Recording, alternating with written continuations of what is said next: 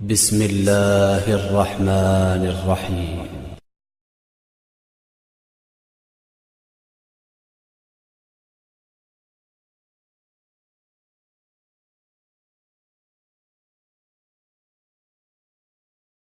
لا إله إلا الله وحده لا شريك له وأشهد أن محمدا عبده ورسوله أما بعد أعوذ بالله من الشيطان الرجيم بسم الله الرحمن الرحيم يا أيها الذين آمنوا اتقوا الله حق تقاته ولا تموتن إلا وأنتم مسلمون يا أيها الناس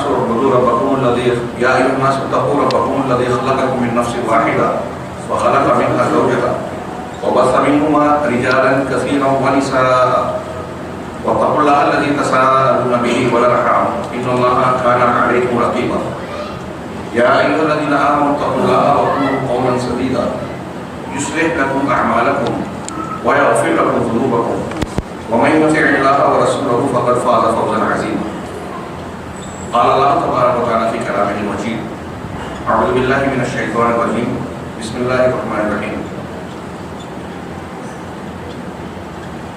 يا أيها الذين آمنوا أطيعوا الله وأطيعوا الرسول وأولي الأمر منكم فإن تنازعتم في شيء فردوه إلى الله والرسول إن كنتم تؤمنون بالله واليوم الآخر ذلك خير وأحسن تأويلا وقال تعالى ومن يشاقق الرسول من بعد ما تبين له الهدى ويتبع غير سبيل المؤمنين نوله ما تولى ونصله جهنم وساءت مصيرا وقال تعالى ثم جعلناك على شريعة من الأمر فاتبعها ولا تتبع أهواء الذين لا يعلمون. محترم بزرگوں اور دینی بھائیوں،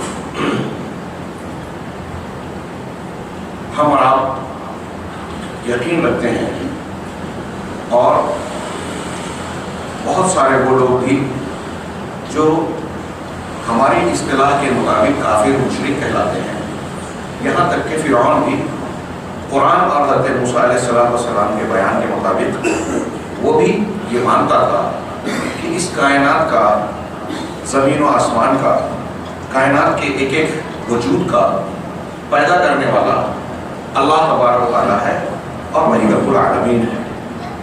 ایک انسان اگر اپنے آپ میں، اپنے آس پاس اور گرد و پیش میں اور پھر اپنی نظر کو پھیلا کر کائنات میں غور کرتا جائے تو جس چیز کو سب سے پہلے وہ مانے گا وہ یہ ہوگا کہ یہ کائنات رب العالمین کی ہے اور یقیناً اس رب العالمین کی بناوٹ میں بڑی حکمت ہے، تدبیر ہے، اس کی قدرت ہے، اس کا علم ہے، اس کی بہت ساری خوبیاں نظر آ رہی ہیں، لہذا تمام تعریف کا حقدار وہی ہے۔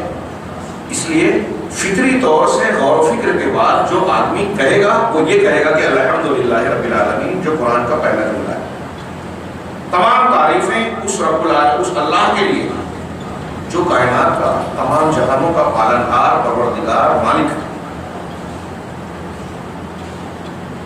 اللہ کے لیے تمام تعریف ہے۔ کیوں؟ گویا آگے رب العالمین کہا گیا تو یہ دلیل بھی ہے کہ اللہ کے لیے تعریف اس لیے کہ وہ رب العالمین ہے، اس کائنات کو بنانے والا، چلانے والا، سنبھالنے والا، اس کے انتظامات اور بندوبست کے سارے امور کو انجام دینے والا وہی ہے، اس لیے تمام تعریف کا حقدار ہے۔ اس رب العالمین نے کائنات بنائی، سوال ہے کیوں؟ اس دنیا میں ہم بہت ساری چیزیں دیکھ رہے ہیں، بلکہ جس چیز پر غور و فکر کریں یہ صاف نظر آئے گا کہ اس چیز میں اللہ تبارک و تعالیٰ نے، بنانے والے نے بہت ساری حکمتیں، مصلحتیں رکھی ہیں۔ ایک پتھر، ایک تنکا، یہاں تک کہ وہ چیزیں جس کو ہم غیر ضروری سمجھتے تھے، کیڑے مکوڑے، حشرات الارض، یہ چیزیں بھی اگر غور کریں تو ان کے بھی کوئی نہ کوئی فائدے ہیں، بلا وجہ کوئی چیز پیدا نہیں کی گئی۔ اب جب ساری چیزیں حکمت سے پیدا کی گئی ہیں اور ہر چیز کی بہت ساری حکمتیں ہیں، مصلحتیں ہیں، ملٹی پرپز چیزیں، خود ہم اپنے وجود میں غور کریں، ہماری یہ آنکھ ہے، ایک عضو ہے، یہ کیا کیا کام کرتی ہے؟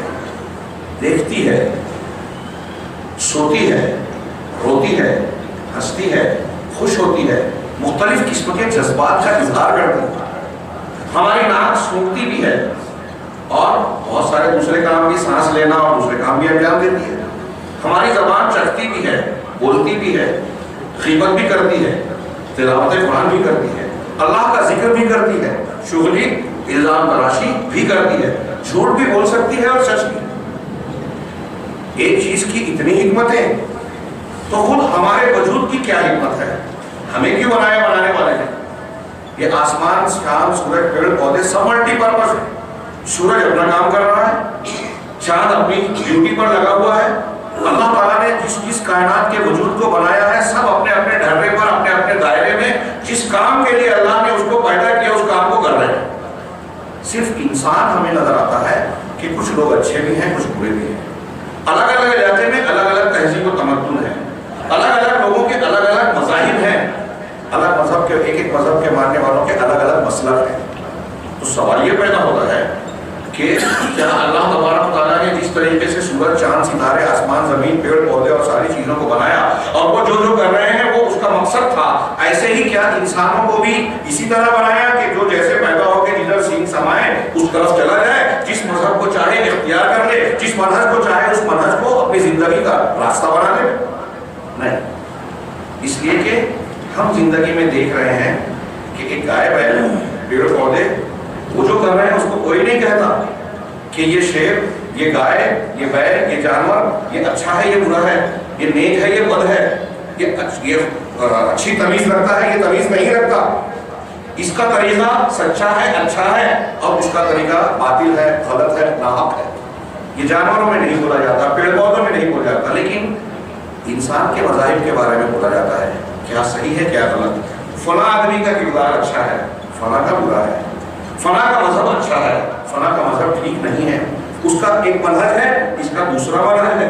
ایک آدمی مشرق کی طرف جا رہا ہے اور ایک آدمی مغرب کی طرف. اب جو لوگ یہ کہتے ہیں جھنجھٹ سے چھٹی پانے کے لیے کہ ہم اس جھنجھٹ میں کیا پڑے، یہ کہتے ہیں کہ سارے مذہب اچھے ہیں، سب اونچائی کی طرف جا رہے ہیں. ایک آدمی سیڑھی سے چڑھ رہا ہے، ایک آدمی رسی سے اوپر جا رہا ہے، ایک آدمی اوپر کی طرف جانے والے درخت پہ چڑھ کر اوپر جانا چاہتا ہے، ایک آدمی جو ہے کئی لوگوں کو کھڑا کر کے کندھے پر سوار ہو کے جا رہا ہے. سب کی منزل ایک ہے، راستے جدا نہیں ہے.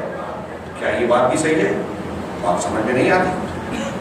دنیا میں جو لوگ کہتے ہیں کہ سارے مذاہب سچے اچھے، اچھائی کی تعلیم سب مذاہب میں پرسنٹیج کچھ کم زیادہ ہو سکتا ہے، کچھ آفاقی تعلیمات ہیں، فطری باتیں ہیں، تو سارے مذہب قبول کرتے ہیں. اس بیس پہ کیا ہم یہ کہیں کہ سارے مذاہب سچے ہیں؟ آج ہمارے یہاں کیا سرم دھرم، کیا وہ ایک ہندی میں لفظ استعمال کیا جاتا ہے، سارے مذہب سچے. میں اس کو انسانی زندگی کا سب سے بڑا فریب، سب سے بڑا دھوکہ اور انسان کے لیے سب سے بڑے نقصان کی بات مانتا ہوں. چاہے اس کو کہنے والے بہت بڑے بڑے لوگ ٹی وی چینل پہ آ کر بار بار کہتے ہیں. پنڈت سے میری بات ہوئی، اس نے یہی بات کہی. میں نے اس سے کہا کہ یہ بات سمجھ میں نہیں آتی، عقل میں نہیں آتی. سارے مذہب سچے کیسے ہو سکتے ہیں؟ ایک مذہب کہتا ہے کہ یہ کام پنیہ ہے. جیسے آپ ہیں، آپ کے مذہب کے ماننے والے مورتی پوجا کرتے ہیں، اس کو عبادت مانتے ہیں. اب ایک ہندو ہونے کی حیثیت سے اگر مورتی پوجا کر رہا ہے، کسی درخت کی پوجا کر رہا ہے، کسی پتھر کو رکھ کے پوجا کر رہا ہے، کسی شخصیت کو پوجنی مان رہا ہے، تو آپ کہتے ہو یہ پنیہ ہے. اور ایسا کرنے والا اپنے آپ میں سمجھتا ہے کہ میں نیک کام کر رہا ہوں، پنیہ اور اجر کا ثواب کا کام کر رہا ہوں. لیکن ایک مسلمان ہم یہ کہتے ہیں کہ یہ شرک ہے. یہ تو مخلوق ہیں، جو خود مخلوق ہیں، جو خود محتاج ہیں، وہ ہماری بات سن کیسے سکتے ہیں؟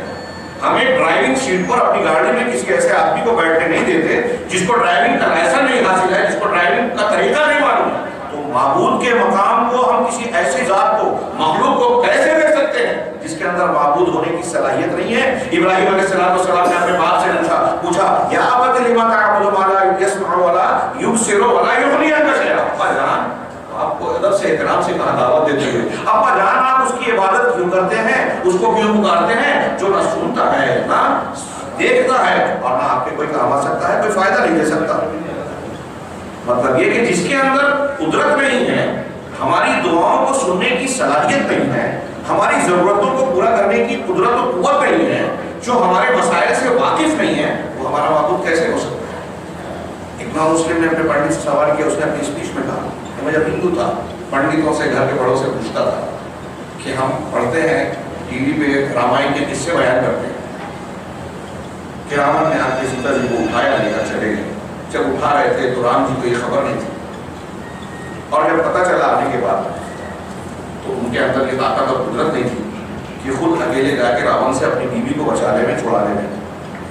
انہوں نے ہنومان جی سے مدد مانگی, بندروں کے لشکر سے کو لے کر سری لنکا پر دھاوا بولا, اور جو قصہ کہانی بیان کی جاتی ہے تو وہ ایسا ہندو سوال کر رہا ہے, ہندو آدمی اپنے پنڈت جی سے کہ مجھے بتائیے کہ اگر رام جی اپنی بیوی کی کے سنکٹ سے واقف نہیں تھے, ان کی مصیبت سے علم نہیں ہو سکا, ان کی اکیلے مدد نہیں کر سکے, ان کو بچا نہیں سکے, مدد لینی پڑی, تو آج اگر ہم سنکٹ میں پڑتے ہیں اور ان کو پکاریں تو وہ ہماری سنکٹ کی اور مصیبت کی بات کو کیسے جان پائیں گے, ان کو کیسے خبر ہوگی؟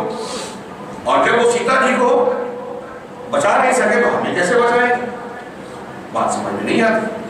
سمپل سا سوال ہے, سمپل سی لاجک ہے, ایک دم سادی سودھی بات ہے. اس سوال کا اطمینان بخش جواب نہ ہوتے ہوئے بھی بہت سے لوگ وہی مان رہے ہیں. سوال یہ ہے کہ انسان زندگی میں مختلف مذاہب کے تحت اپنی زندگی گزار رہا ہے, کیا سارے دھرم واقعی سچے ہیں؟ ایک مشرق کی طرف جا رہا ہے, دوسرا مغرب کی طرف, دونوں ایک جگہ کیسے پہنچیں گے؟ دونوں جتنا چلتے جائیں گے ایک دوسرے سے دور ہوں گے. ایک آدمی مورتی پوجا کو نیکی سمجھ رہا ہے, ہم کہہ رہے ہیں مہا پاپ ہے, اور اللہ کا کلام کہتا ہے کہ شرک اللہ کبھی معاف نہیں کرے گا. اگر اس پر آدمی مر گیا تو ہمیشہ ہمیشہ جہنم کا ہولناک عذاب جھیلے گا, اور وہاں موت نہیں آئے گی, موت کو انسان پکارے گا, موت نہیں ہے. یہ بھی صحیح کیسے ہو سکتا ہے؟ جس کو قرآن غلط کہہ رہا ہے, جب آپ کہہ رہے ہو پنڈت جی سے میں پوچھا کہ میں مسلمان ہوں, آپ بولتے سارے دھرم میں, آپ اسلام کو بھی سچا مانتے ہو؟ ہاں, اور اسلام تو یہ کہتا ہے کہ شرک کرنے والا, کفر کرنے والا, اللہ کے علاوہ دوسروں کی پوجا کرنے والا انسان جو ہے وہ ہمیشہ ہمیں جہنم میں چلے گا. تو دونوں صحیح کیسے ہوئے؟ کہا یہ سب کو سمجھ میں نہیں آئے گا. ٹھیک ہے, آپ تو گیانی ہیں, سمجھدار ہیں, مجھے سمجھائیے. ان کا یہی تو ہم پبلک کو یہ کہہ رہے ہیں کہ رام جی بھگوان ہے, مورتی پوجا کر سکتے ہیں, لیکن وہ حقیقت نہیں ہے, وہ نہیں سمجھ سکتے. میں نے کہا یہ اور نہیں لاجی. تو انہوں نے مثال دی کہ ہم کے جی کے بچے کو تو یہ سمجھاتے ہیں, وہ پڑھاتے ہیں, لیکن ایم اے کے اسٹوڈنٹ کو, ایم اے کے طالب علموں کو ہم یہ نہیں پڑھائیں گے کہ یہ وہ ہے, یہ وہ ہے, یہ وہ ہے. میں نے کہا پنڈت جی بالکل درست, آپ کی بات سارا کو صحیح بات ہے, لیکن میں ایک سوال اس پہ یہ کرنا چاہتا ہوں کہ آپ کے جی کے بچے کو جب یہ پڑھاتے ہیں کہ یہ وہ ہے, یہ وہ ہے, یہ وہ ہے, تو کیا ایم اے میں آنے کے بعد کہتے ہو کہ جو آپ نے کے جی میں او پڑھا تھا اب ایم اے میں وہ ڈو ہو گیا؟ کے جی میں جو آپ نے وہ پڑھا تھا اب وہ نہیں رہا, وہ ای ہو گیا؟ نہیں, ایسا نہیں کہا. یہاں تو آپ ایسے ہی کر رہے ہیں مذہب کے معاملے میں کہ کے جی کے بچے کو کہہ رہے ہیں کہ رام جی کی پوجا کی جائے گی, فلاں اور فلاں کی پوجا کی جائے گی, اور آپ جانی جب بن گئے تو کہتے ہیں کہ یہ کالپانی چیزیں ہیں, یہ تصوراتی چیزیں ہیں, وہ پوجا کے لائق ہے ہی نہیں. پوجا کے لائق صرف ایشور ہے. یہ تو آپ وہ جو کہہ رہے ہیں جو آپ نے پڑھایا تھا کے جی میں, آپ یہاں آ کے ایم اے میں بول رہے ہیں کہ وہ غلط ہے. ہم تو کے جی میں جو پڑھاتے ہیں وہ شبد بن کے ایم اے میں بھی وہ ہی رہتا ہے. تو دونوں صحیح کیسے ہو سکتے ہیں؟ ان کا آپ نے سمجھے, میں نے کہا سمجھائیے. نہیں سمجھا سکے. ایسے کتنی ہم عید الاضحیٰ کو قربانی کرتے ہیں, آج قربانی کے ذریعے پر پابندی لگائی جا رہی ہے. ان کے نقطۂ نظر سے یہ بربرتا ہے, بے رحمی ہے, بے مروتی ہے کہ جانور کو ذبح کیا جائے. قربانی کو وہ قبول نہیں کرتے. جین مذہب کے اعتبار سے جیو ہتیا مہاپاپ ہے, ہمارے نزدیک قربانی کرنا نیکی ہے. اللہ تعالیٰ قرآن میں کہتا ہے فصل لربک وانحر, اپنے رب کے لیے نماز پڑھو, قربانی کرو. آپ کہتے ہیں کہ یہ دھرم کہہ رہا ہے قربانی کرنا نیکی ہے, یہ دھرم کہہ رہا ہے قربانی کرنا پاپ ہے, آپ کہتے ہو دونوں صحیح ہے. کیسے ممکن ہے؟ اس کا صحیح جواب کہاں کون دے گا؟ ظاہر سی بات ہے, اگر اس موبائل کو سیمسنگ کمپنی کا ہے, سیمسنگ کمپنی کا آپ نے موبائل خریدا ہے, تو آپ اس کو بنانے کے لیے, اس کے آپریٹ کرنے کے طریقے کے لیے اس کا کیٹلاگ نوکیا کمپنی سے نہیں مانگیں گے, دوسری کمپنی سے نہیں مانگیں گے. اس کو بنانے کے لیے آپ سیمسنگ کے جو دکانیں ہوتی ہیں ریپیئر کرنے والی, آپ وہاں جاؤ گے. دوسری کمپنیوں کے پاس نہیں جائیں گے آپ. کیوں نہیں جائیں گے؟ اس لیے کہ یہ سیمسنگ کا ہے تو یہی بنائیں گے. تو جس کمپنی نے اسے بنایا ہے وہی کمپنی اس کو آپریٹ کرنے کا طریقہ بتائے گی, اس کے پارٹس دے گی, اس کے استعمال کا طریقہ بتائے گی, اس میں کون کون سے اپلیکیشنز ہیں یا سویدھائیں ہیں, یہ وہی کمپنی بتائے گی. سیمسنگ کمپنی کے موبائل کے استعمال کرنے کے لیے ہم جیو کی کمپنی یا دوسرے جو بھی موبائل کمپنیز ہیں ان کے پاس نہیں جاتے. تو انسان کو کس نے بنایا, اس کائنات کو کس نے بنایا, اس کا پرپس کیا ہے, مقصد کیا ہے, یہ کون بتائے؟ یہ بتائے گا وہی ذات جس نے انسانوں کو پیدا کیا, کائنات کو بنایا, کہ میں تم سے کیا چاہتا ہوں. دنیا میں بہت سارے مذاہب اور طریقے ہیں, ہم یہ سوال اسی سے کریں کہ پروردگار رب العالمین تو نے کھانے کے لیے, بھوک مٹانے کے لیے غذائیں دی, پیاس بجھانے کے لیے پانی کا انتظام کیا, سانس لینے کے لیے ہر جگہ آکسیجن اور ہوا مہیا کر دی, بیمار پڑنے پر دوا دی, اس کے علاج کرنے کا طریقہ اور سلیقہ سکھایا, جو جو ضرورت تھی وہ دیا. قرآن کہتا ہے وَآتَاكُم مِّن كُلِّ مَا سَأَلْتُمُوهُ, تم نے جو مانگا جو چاہا سب ہم نے دیا, سب اللہ نے عطا کیا. وَإِن تَعُدُّوا نِعْمَتَ اللَّهِ لَا تُحْصُوهَا, اگر تم اللہ کی نعمتوں کو شمار کرنا چاہو تو گن نہیں سکتے. تجھے سب دیا تو ہماری آتما کی اور روح کی ایک ضرورت ہے. ہم یہاں دیکھ رہے ہیں کہ الگ الگ دھرم ہے, مذہب ہے, منہج ہے, تو صحیح منہج کون سا ہے, عقیدہ کون سا صحیح ہے, عمل کون سا درست ہے, وہی میرا عنوان ہے. اس عمل اور عقیدے کی صحت تیرے نزدیک سرٹیفائیڈ کون سی ہے, تو نے ہمیں بنایا ہے تو ہمارا پرپس کیا ہے, تو ہی بتائے. ہم کس طرح زندگی گزاریں, کون سا مذہب اور کون سا منہج ہے. تو رب العالمین کی طرف سے آواز آئی کہ ہم نے انبیاء کو بھیجا. جس طرح کھانے پانے کا انتظام کیا, اس سے بڑھ کر ہم نے ہدایت کا انتظام کیا. جس طریقے سے ڈاکٹری انجینئرنگ کے اصول ضابطے تمہارے سمجھنے کے لیے دیے, اس سے بڑھ کر حفاظت کے ساتھ پڑھنے کا علم عطا کیا, اور وہی ہدایت سمٹی ہوئی ہے. بندے کو سکھایا کہ تم دعا مانگو ہر نماز میں, ہر رکعت میں سورہ فاتحہ پڑھتے ہوئے, تمام تعریف اللہ کے لیے ہے, وہ رحمان الرحیم ہے, مالک یوم الدین ہے, بہت پالنہار وہی ہے, وہ تم پر رحم کا سلوک کر رہا ہے, ہر چیزیں عطا کر رہا ہے. رحمان الرحیم, اس کی رحمت کرنے کا بھی بھی ہے. لیکن صرف رحمت کا معاملہ نہیں ہے, یہاں اگر غلطی کرو گے, اس سے بغاوت کرو گے, سرکشی اور معصیت کا طریقہ اختیار کرو گے, تو وہ نتیجے کا دن آنے والا ہے جب یوم الدین کو, جزا کے دن کو اللہ کی ملکیت ہوگی, سارا فیصلہ اس کے ہاتھ میں ہوگا. وہ دن ایسا ہوگا کہ اللہ تعالیٰ نے فرمایا, قرآن کہتا ہے وَالْأَرْضُ جَمِيعًا قَبْضَتُهُ يَوْمَ الْقِيَامَةِ, ساری زمین اللہ کی مٹھی میں ہوگی. وَالسَّمَاوَاتُ مَطْوِيَّاتٌ بِيَمِينِهِ, اور سارے آسمان اللہ کے دائیں ہاتھ میں لپٹے ہوئے ہوں گے, اور اللہ کہے گا انا مالک, میں ہوں بادشاہ. أَيْنَ مُلُوكُ الْأَرْضِ, زمین کے بادشاہ کہاں ہیں؟ أَيْنَ الْجَبَابِرَةُ, زمین میں ظلم اور جبر کرنے والے کہاں ہیں؟ آج صرف میرا فیصلہ چلے گا, اور وہ فیصلہ ہوگا ان لوگوں کے حق میں جو اللہ نے جس نے پیدا کیا اس کے شکر گزار ہوں گے, اس کے مذہب کو, اس کے پسندیدہ مذہب کو اختیار کرنے والے ہوں گے. اسی لیے کہا کہ جب تم کہتے ہو تو اب تم نے مانا کہ رب العالمین وہ ہے, مالک یوم الدین وہ ہے, رحمان الرحیم وہ ہے, تو یہ اعتراف کرو کہ ایاک نعبد و ایاک نستعین, پروردگار ہم تیری ہی عبادت کرتے ہیں, تجھ سے ہی مدد مانگتے ہیں. سارا دین اس میں سمٹا ہوا ہے, بندگی کا سارا راز. اہل علم نے کہا, علامہ ابن تیمیہ کہتے ہیں کہ اہل علم کا بیان ہے کہ قرآن کریم اللہ کی آخری آسمانی کتاب ہے. اس قرآن کے اندر سابقہ جتنی شریعتیں اللہ نے نازل کی تھی, کتابیں نازل کی تھیں, اس کا خلاصہ قرآن میں سمٹا ہوا ہے. نچوڑ ہے قرآن سب کا, جامع مرتبہ ہے, ساری حق تعلیمات اس میں آ گئی. اور قرآن کا خلاصہ سورہ فاتحہ میں ہے. سورہ فاتحہ میں قرآن کے مضامین سمٹے ہوئے ہیں, اور سورہ فاتحہ کا خلاصہ ایاک نعبد و ایاک نستعین ہے. یہ پروردگار رحمان رب العالمین, رحمان الرحیم, مالک یوم الدین, ہم سے بھی یہ عبادت کرتے ہیں تجھ سے, اس لیے کہ رب نے جواب دیا ہمیں کہ تمہیں کیوں پیدا کیا گیا ہے, اس لیے پیدا کیا گیا ہے. وما خلقت الجن والانس الا ليعبدون, جن و انس کو میں نے اس لیے پیدا کیا کہ صرف میری عبادت کریں, صرف میری کریں. جب امتحان ہے تو پتہ یہ چلا کہ اللہ کی عبادت کے علاوہ دنیا میں اور لوگوں کی عبادت پائی جائے گی. شرک ہوگا, کفر ہوگا, اس سے بچ کر, اس سے ہٹ کر آپ کو حنیفیت اختیار کرنا ہے, اللہ کی طرف یکسو ہونا ہے, اس کو رب ماننا ہے, اس کو الہ ماننا ہے, اس کی خصوصیات میں کسی اور کو شریک اور اس کے جیسا نہیں ماننا ہے. یہ تمہارا امتحان کی بیس ہے, اور اسی بیس پہ زندگی کے سارے معاملات انجام دینے ہیں. اللہ نے خلق الموت والحیات لیبلوکم ایکم احسن عملا, جس نے موت و حیات کو پیدا کیا تاکہ تم کو آزمائے کہ تم میں سے عمل کے اعتبار سے سب سے صحیح, سب سے درست, سب سے مخلص اور سب سے اچھا کون ہے. تشریح کے ساتھ میں ترجمہ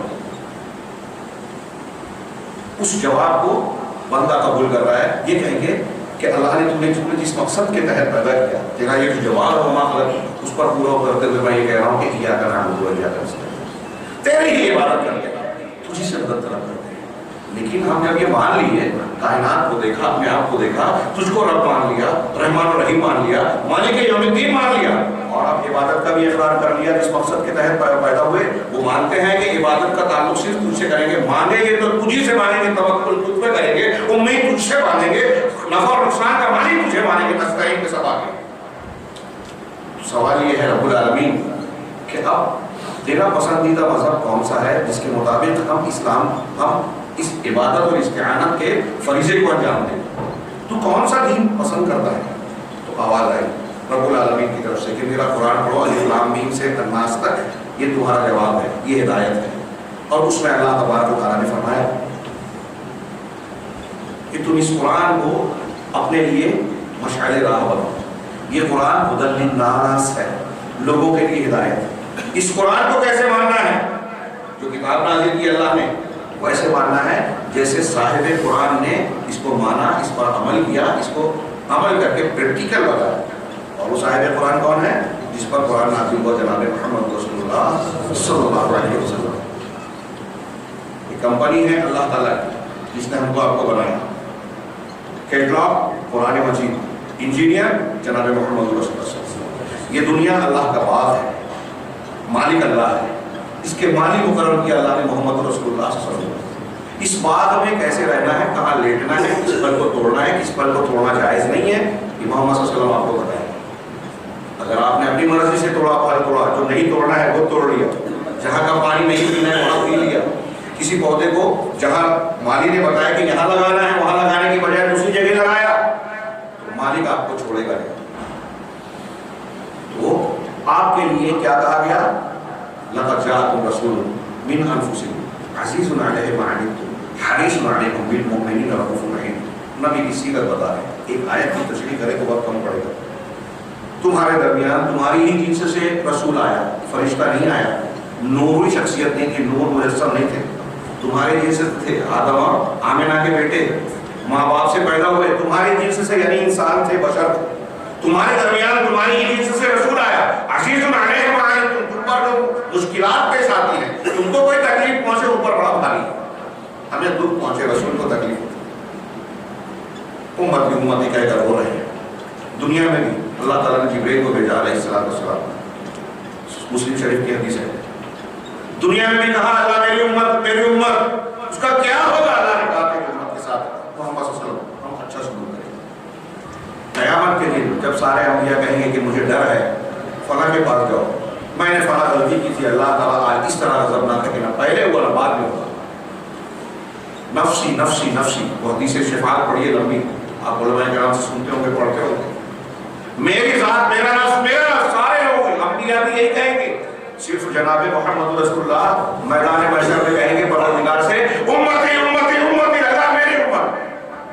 اتنے رحیم و کریم ہمارے تعلق سے، انہوں نے ہدایت کو پہنچانے میں کوئی کسر نہیں چھوڑی، کوئی چیز جو ہماری فلاح اور نجات کے لیے ضروری ہے اسے چھپایا نہیں، سب بتا دیا، کوئی چیز جو ہمیں گمراہ کر سکتی ہے، جہنم تک پہنچانے والی ہے، اسے ڈرا دیا، کوئی چیز چھپائی اور کہہ دیا اللہ تعالیٰ نے لقد کان لکم فی رسول اللہ اسوۃ حسنہ، تمہارے لیے اللہ کے رسول صلی اللہ علیہ وسلم کی ذات میں، صفات میں، سیرت میں بہترین نمونہ ہے۔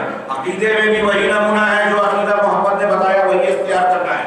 ایاک نعبد و ایاک نستعین پر عمل کرنا چاہتے ہو تو نبی محمد صلی اللہ علیہ وسلم کو نمونہ بناؤ، ان کی ابتدا کرو، ان کی اتباع کرو، ان سے محبت کرو، دوسروں سے زیادہ، سب سے بڑھ کر اپنے نفس سے زیادہ، جان و مال سے زیادہ، اپنے بیوی بچوں سے زیادہ، ماں باپ سے زیادہ۔ حضرت علی رضی اللہ عنہ کسی نے پوچھا تم محمد صلی اللہ علیہ وسلم سے کتنی محبت کرتے تھے؟ کہا اپنی جان سے زیادہ، اپنے بال بچوں سے زیادہ، اپنے باپ دادا سے زیادہ، انتہائی گرمی میں، شدید پیاس کی حالت میں ٹھنڈے پانی کی خواہش سے زیادہ۔ عروہ بن مسعود ثقفی کہتے ہیں صحابہ کرام کی محبت کے بارے میں کہ اے قریش کے لوگوں، محمد صلی اللہ علیہ وسلم کی مخالفت چھوڑ دو۔ میں نے محمد کو اور ان کے ساتھیوں کو دیکھا، اس سے پہلے میں نے کیسر و کسریٰ کے درباریوں کو دیکھا، ان کے چاہنے والوں کو دیکھا، حبشہ کے بادشاہ کو، قیصر کو اور نجاشی کو، روم اور ایران کے بادشاہوں کو دیکھا، ان کے چاہنے والوں کو دیکھا، لیکن میں نے نہیں دیکھا جس طرح اصحاب محمد صلی اللہ علیہ وسلم کی محبت کرتے ہیں، ان کے لیے اپنی جان حاضر کرتے ہیں، قربانی دینا چاہتے ہیں، کسی کو نہیں دیکھا اس طرح محبت کرتے ہیں۔ اللہ کی قسم ہو، اگر بدن پہ گرتا ہے، وضو کرتے ہیں تو پانی زمین پر نہیں گرنے دیتے، وہ اشارہ کرتے ہیں تو ان کے اشارے پر دوڑ جاتے ہیں، ان کے چشم مغروب، ان سے آنکھ ملا کر بات نہیں کرتے، ایسا احترام ایسی محبت کسی کی نہیں دیکھی۔ یہ صحابہ کرام اس محبت رسول کی تفسیر پیش کر رہے ہیں جس کا حکم اللہ تبارک و تعالیٰ نے ہمیں دیا، قل ان کنتم تحبون اللہ فاتبعونی، آپ لوگوں سے کہیے کہ اگر تم کو اللہ سے محبت ہے، اللہ نے تم کو پیدا کیا، نعمتیں بخشی، گھر دیا، رشتے دیے، دولت دی، کپڑا دیا، سب کچھ جو چاہتے تھے دیا، تو محبت ہوگی کہ نہیں ہوگی؟ ہمیں بھوک لگی ہے، کوئی سادہ نہیں ہے، کسی نے ہمیں کھانا کھلا دیا، اس کھانا کھلانے والے سے محبت ہوگی کہ نہیں؟ وہ تو ذریعہ بن رہا ہے، اس سے محبت ہو رہی ہے۔ تو جس حقیقی مالک نے، رب نے یہ ساری نعمتیں دی، اس سے محبت ہونا چاہیے کہ نہیں؟ توحید کی یہ بنیاد ہے۔ اب اللہ سے محبت ہے تو اللہ کہہ رہا ہے کہ مجھ سے محبت ہے تو رسول کی اتباع کرو، اور رسول کی جب اتباع کریں گے تو وہ آپ کو منہج حق اور دین حق بتائیں گے۔ کون سا دین؟ دنیا میں بہت سارے دین ہیں، اب کون سا دین اختیار کرنا ہے؟ تو رب نے کہا الیوم اکملت لکم دینکم واتممت علیکم نعمتی ورضیت لکم الاسلام دینا۔ آج میں نے اپنی نعمت کو تم پر، اپنے دین کو، اکملت لکم دین، تمہارے دین کو تمہارے لیے مکمل کر دیا، اپنی نعمت کو پورا کر دیا، اور تمہارے لیے کس مذہب کو قبول کیا، پسند کیا؟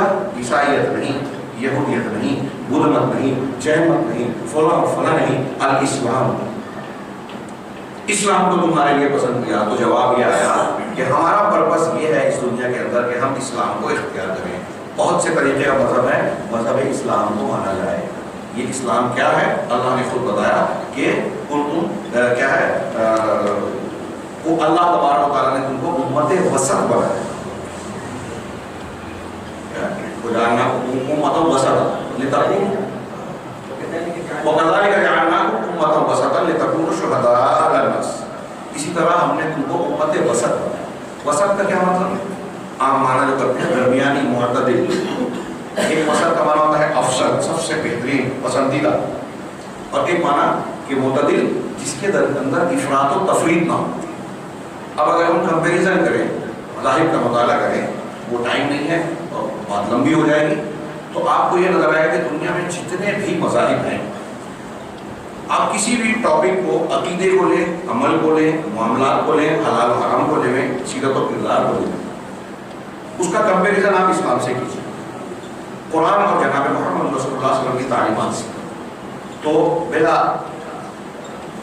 پورے یقین کے ساتھ، دعوے کے ساتھ اور ایمان کی بنیاد پر یہ بات کہتے ہیں، اور جو نہیں مانتا ہے وہ سچا مومن نہیں۔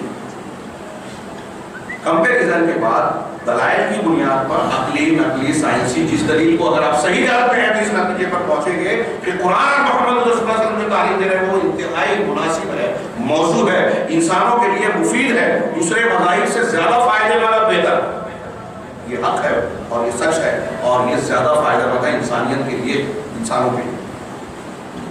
ایک جملے میں جو قرآن کا ہے، قرآن کے الفاظ میں قرآن نے کہا ان ھذا القرآن یہدی للتی ہی اقوم، کہ یہ قرآن اس راستے کی رہنمائی کرتا ہے جو سب سے بہترین، سب سے بہترین، عقیدے میں بھی، اب توحید ہو، رسالت ہو، ملائکہ پر ایمان ہو، دیوی دیوتا کو نہیں ماننا ہے، شخصیات کو ماننا ہے، کیسے ماننا ہے قرآن بتائے گا، قرآن عقیدے کو بالکل صاف صاف بیان کرتا ہے۔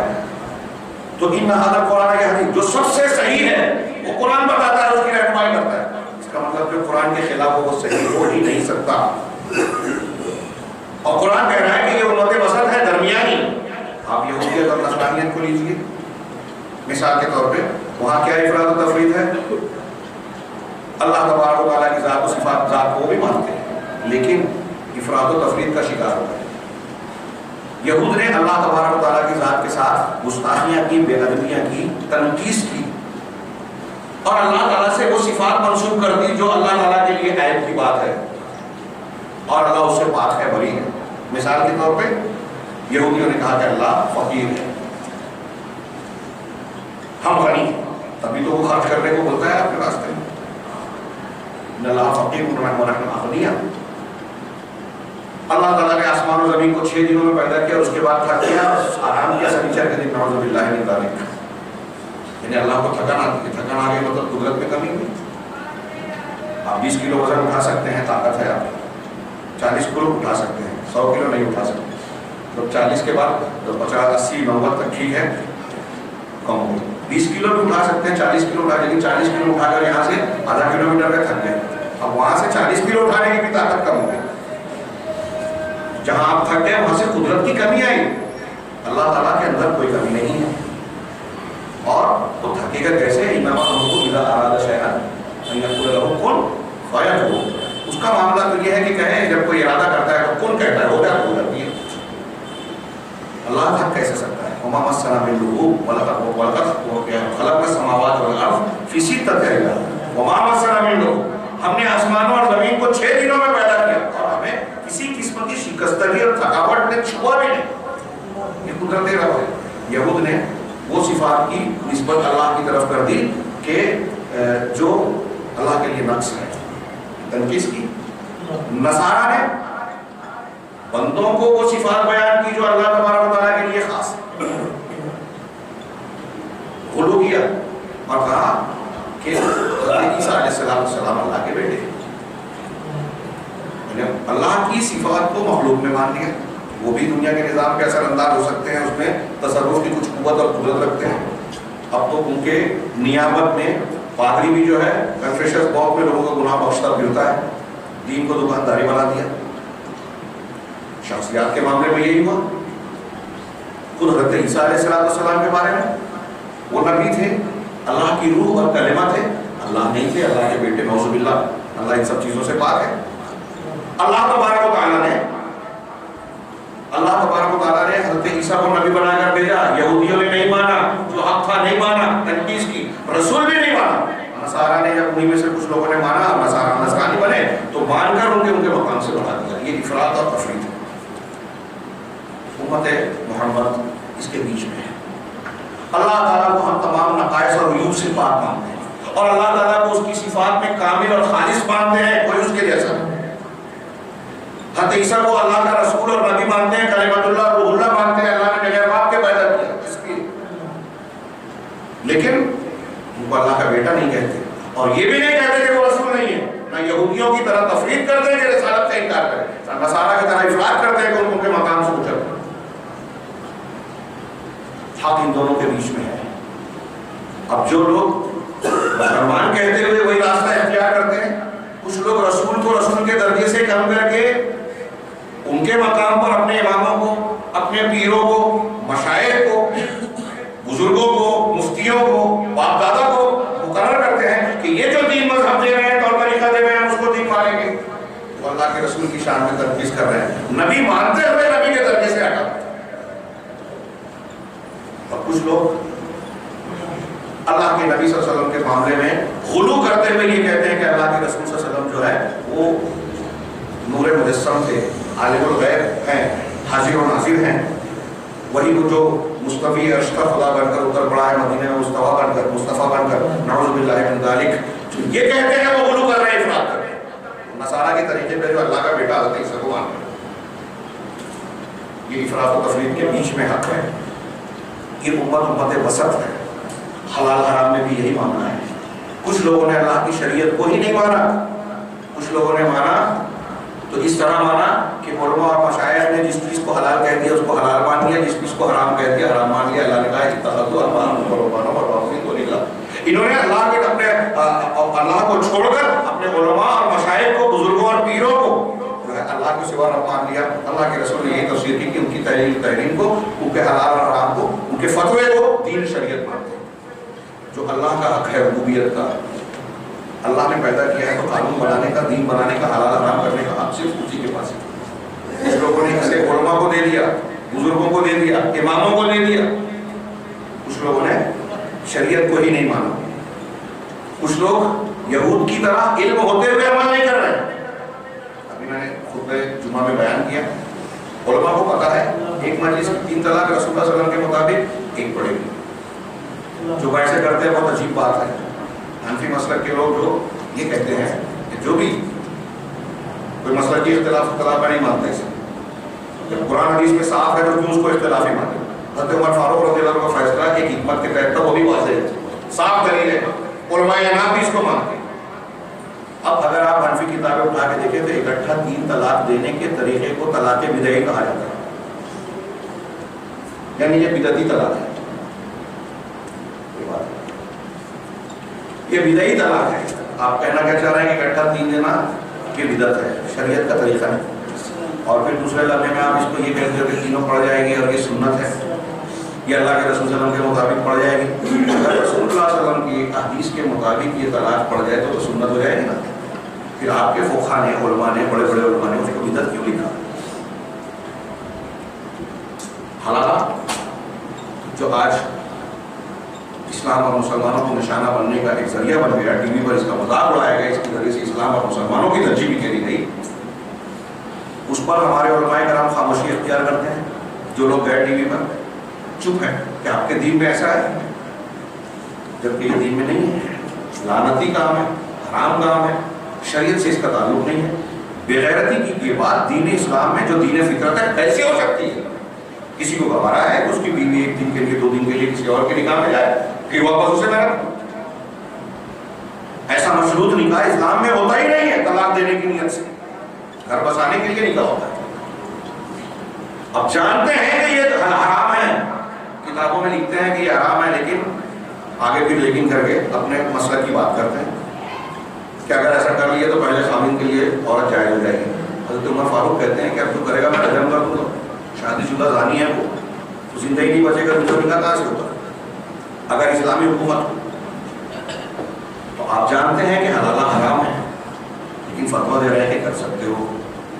آپ جانتے ہیں کہ سود حرام ہے، اللہ نے کہا صاف، کسی مولوی کا فتویٰ نہیں ہے. تو احل اللہ البیع وحرم الربا، فتویٰ دے رہے ہیں کہ سود ہندوستان میں اور ایسے مقام پر لیا جا سکتا ہے، کر سکتے ہیں. یہ راستہ اور وہ راستہ، یہ یہودیت ہے.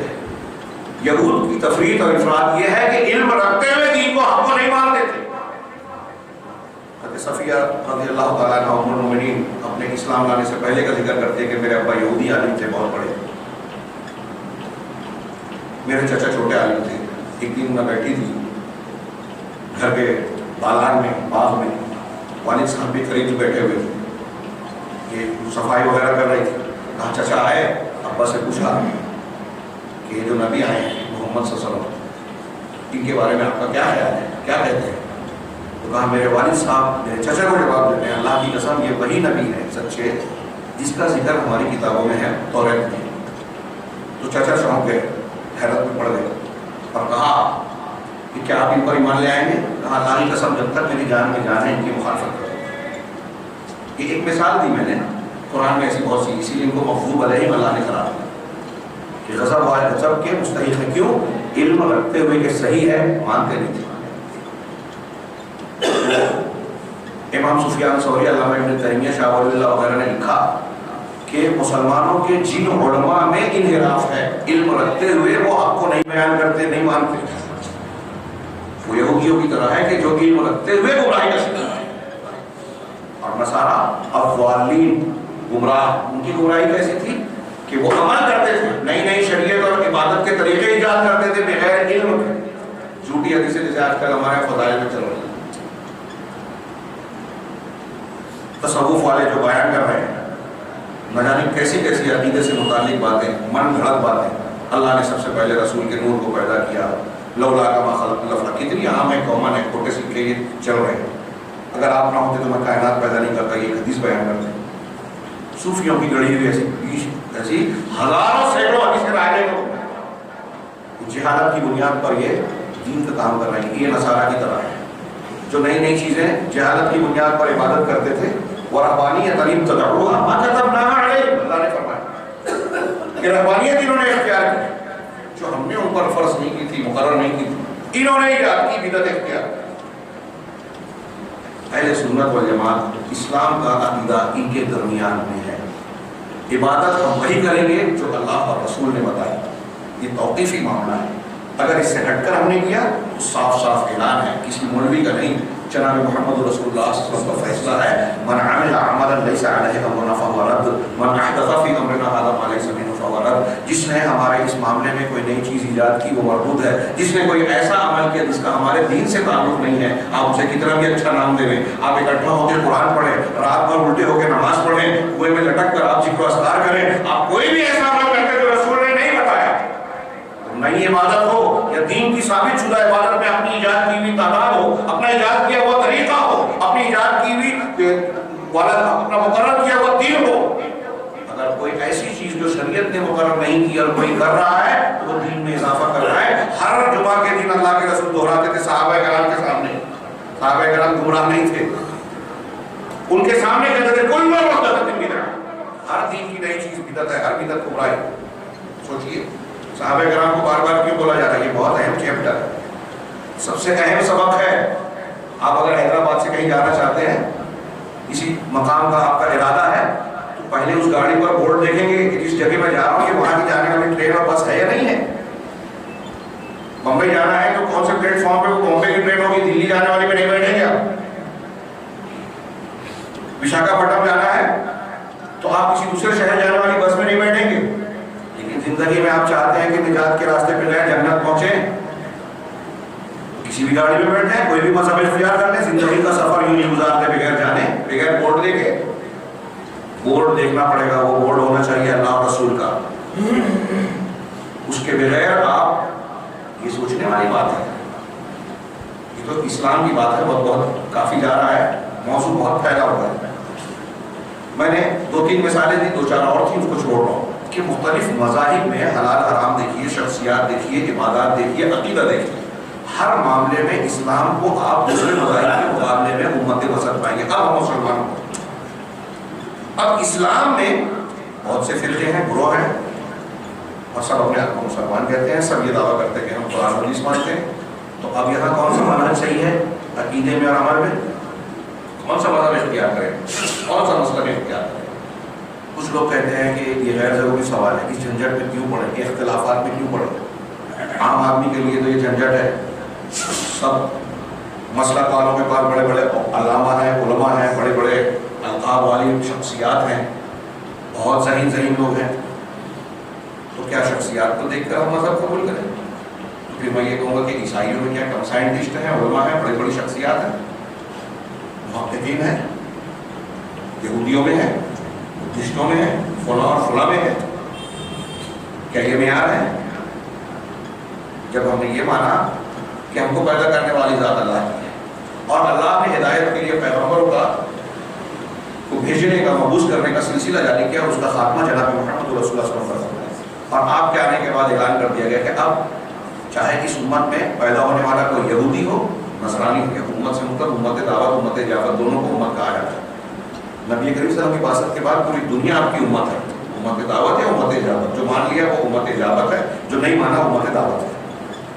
تو کوئی یہودی, نصرانی, ہندو یا دوسرا کوئی بھی اللہ کے رسول کی تعلیم کو, شخصیت کو, سیرت کو جاننے کے بعد یا آپ کا نام سنتا ہے, مسلم شریف کی حدیث کا ترجمہ کر رہا ہوں, والذی نفسی بیدہ لا یسمع بی رجل من هذه الامة یہودیا کان او نصرانیا ثم لا یؤمن به, وہ یہودی ہو یا نصرانی ہو, میرے بارے میں سننے کے بعد اگر اس پر ایمان نہیں لاتا الا دخل النار, مگر وہ جہنم میں جائے گا.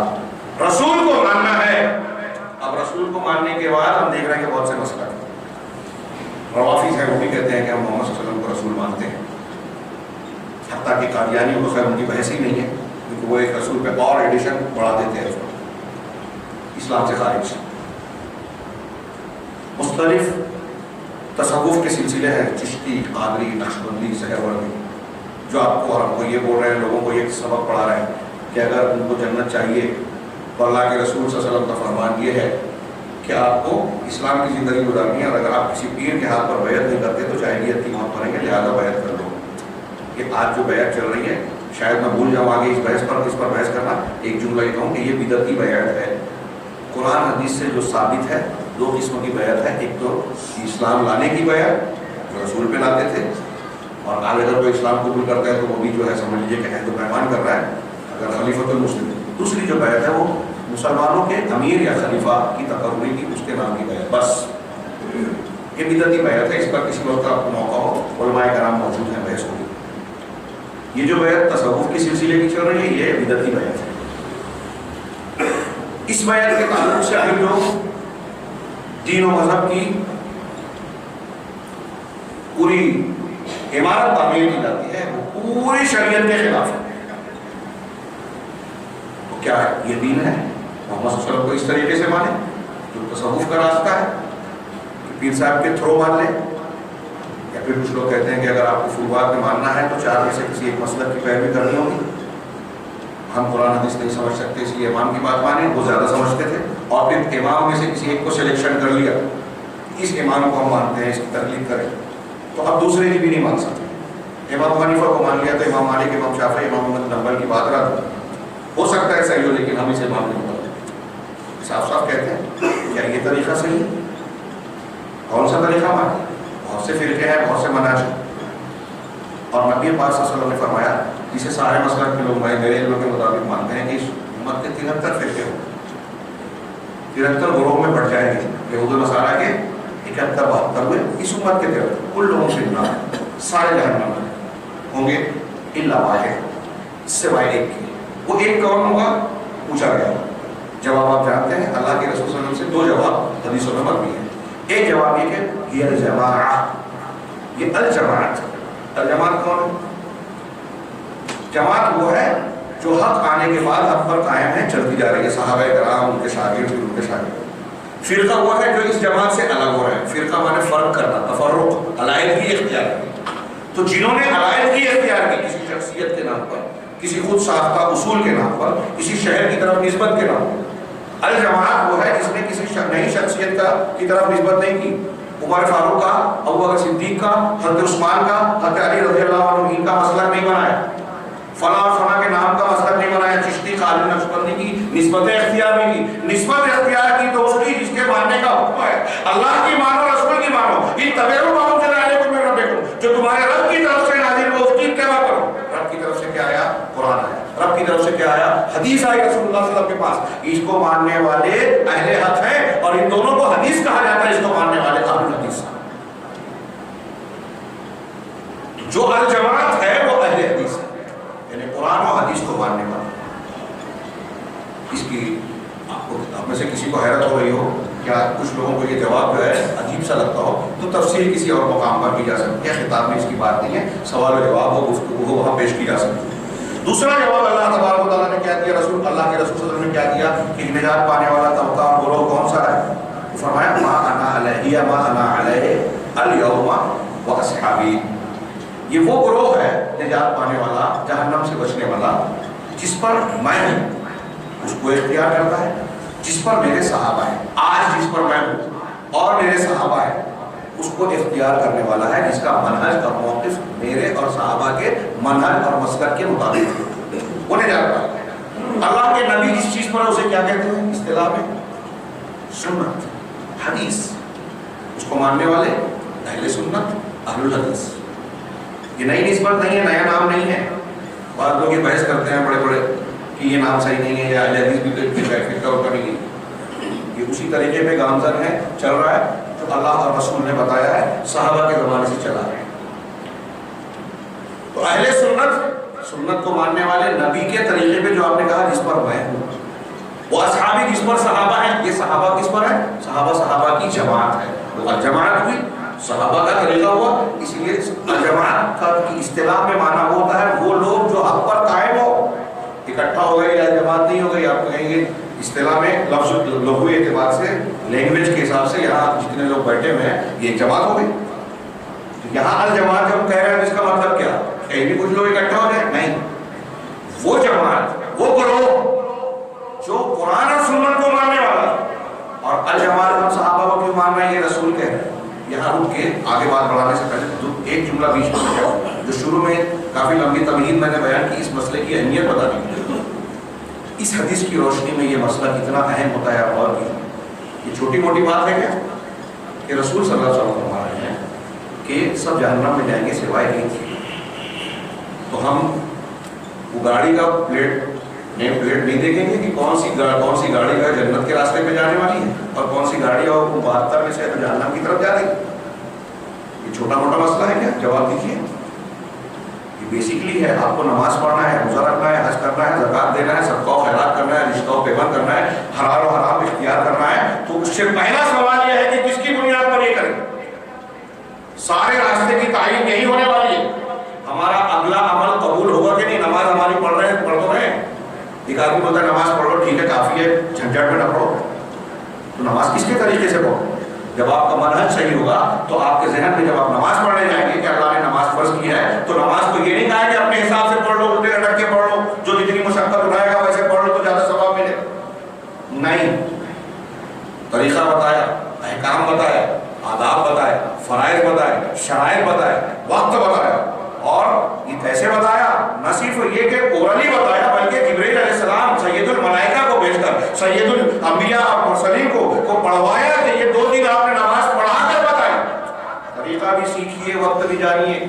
2 دن پڑھائی، پہلے دن میں اول وقت میں 5 نماز پڑھائی، دوسرے دن میں آخر وقت میں، کتنی اہمیت دی پروردگار نے، رب العالمین نے کوئی چیز چھوڑی؟ وقت بتایا کہ اس وقت سے اس وقت کے درمیان فجر، اس وقت سے اس وقت کے درمیان ظہر، اس وقت عصر، اس وقت مغرب، اس وقت عشاء۔